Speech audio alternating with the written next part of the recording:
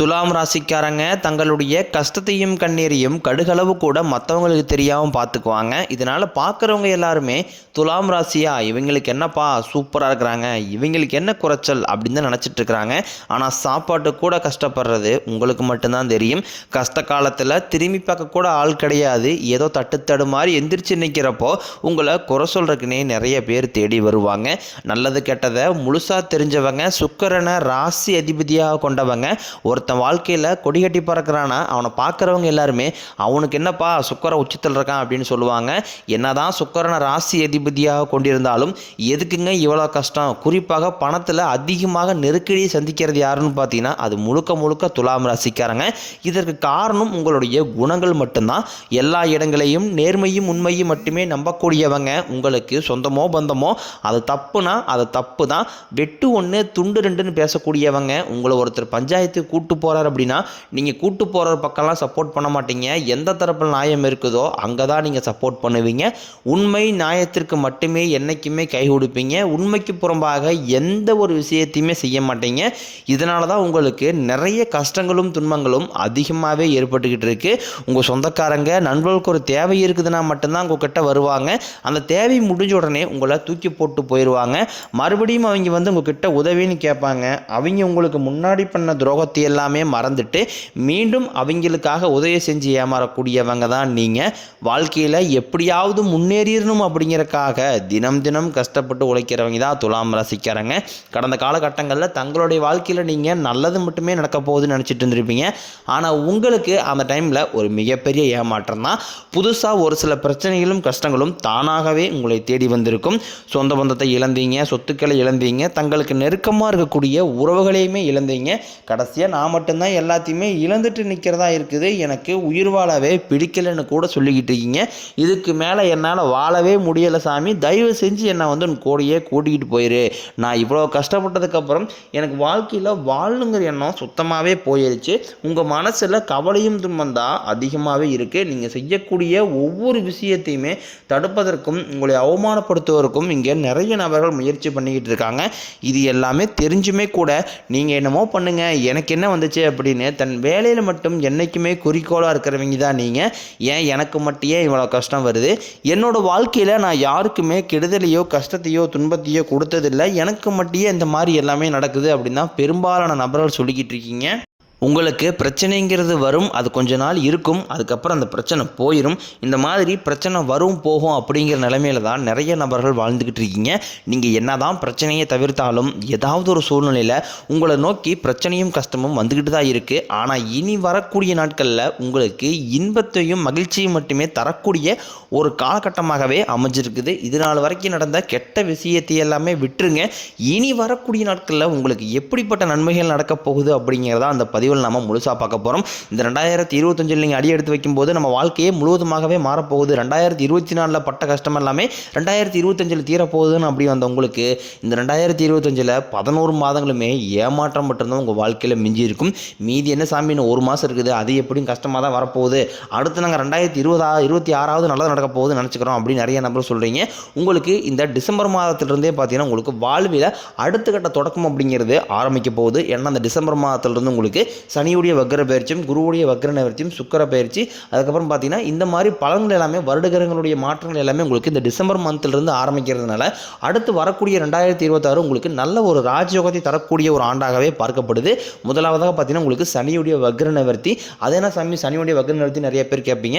அதாவது பார்த்தீங்கன்னா உங்களுக்கு இத்தனை நாட்களாக சனி பகவான் வந்து மைனஸாக மட்டுமே செயல்பட்டு கொண்டிருந்தவர் இனி வரக்கூடிய ஒரு 6 மாத காலகட்டங்களுக்கு உங்களுக்கு முழுவதுமாகவே ப்ளஸ்ஸாக மட்டுமே செயல்பட போகிறார். இதன் மூலமாக கடந்த காலகட்டங்களில் துலாம் ராசிக்காரங்க நீங்கள் சனி பகவான் மூலமாக எதையெல்லாமே இழந்துட்டு வருத்தப்பட்டு இருக்கிறீங்களோ அது அனைத்தும் உங்களுக்கு சனி பகவானே மீண்டும் ஒன்று பெற்றுத்தரப்போகிறார். அதுதான் வந்து பார்த்தீங்கன்னா வக்ர நிவர்த்தி. அடுத்ததாக பார்த்தீங்கன்னா குருவுடைய வக்ர பயிற்சி.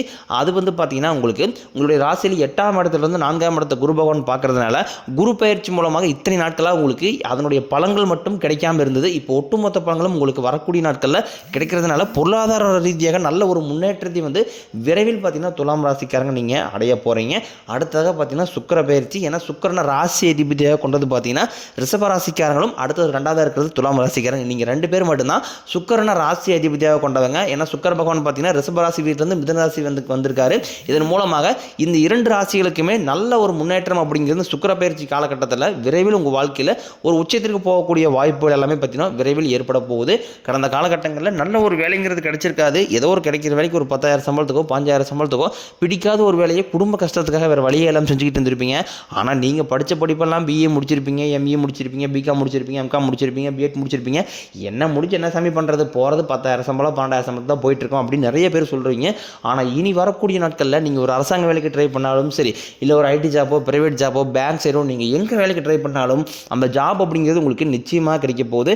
கோர்ட்டு கேஸ்னு ரொம்ப நாட்களாக அலைஞ்சிட்டு இருக்கிற நபர்களுக்கு விரைவில் உங்களுக்கு சாதகமாகவே தீர்ப்பு வரும். சொத்து பிரச்சனையும் உங்களுக்கு சாதகமாகவே முடியும்.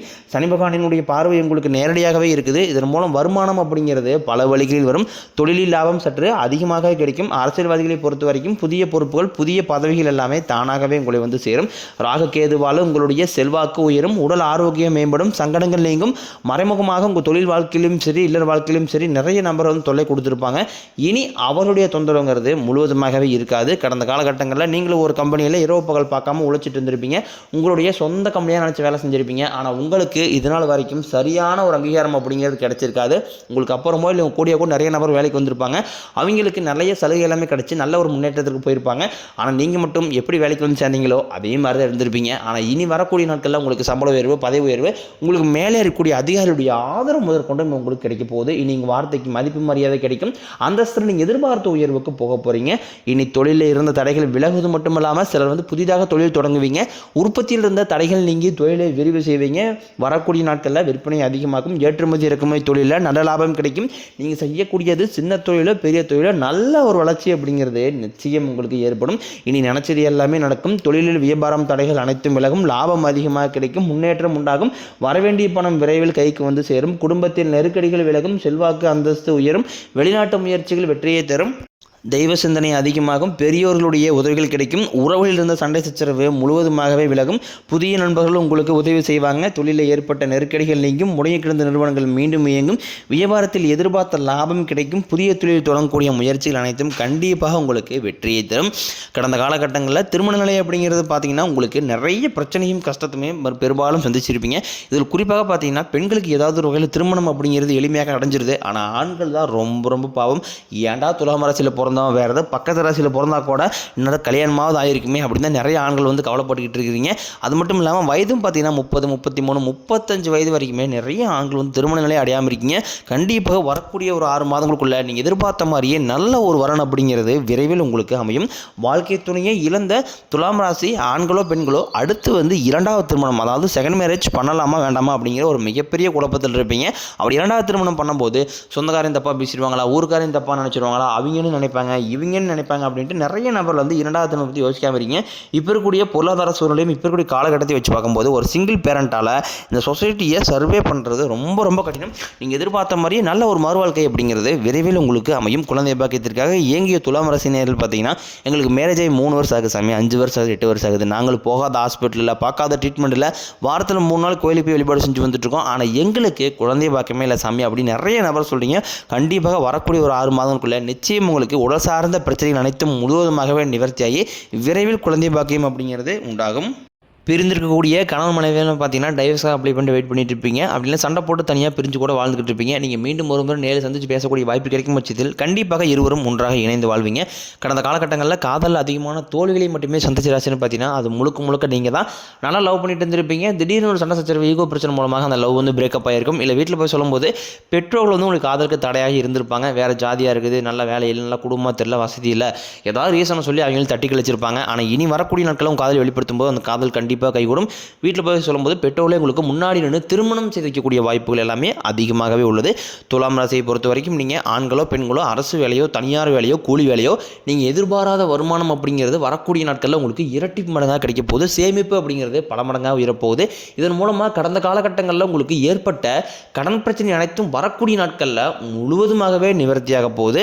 உங்களுடைய வளர்ச்சியை கண்டு உங்களுடைய குடும்ப உறவுகள், உங்களுடைய நண்பர்கள், சொந்தக்காரங்க இவர்களே உங்களுக்கு எதிரிகளாகவும் துரோகிகளாகவும் மாறக்கூடிய வாய்ப்புகள் கூட அதிகமாகவே உள்ளது.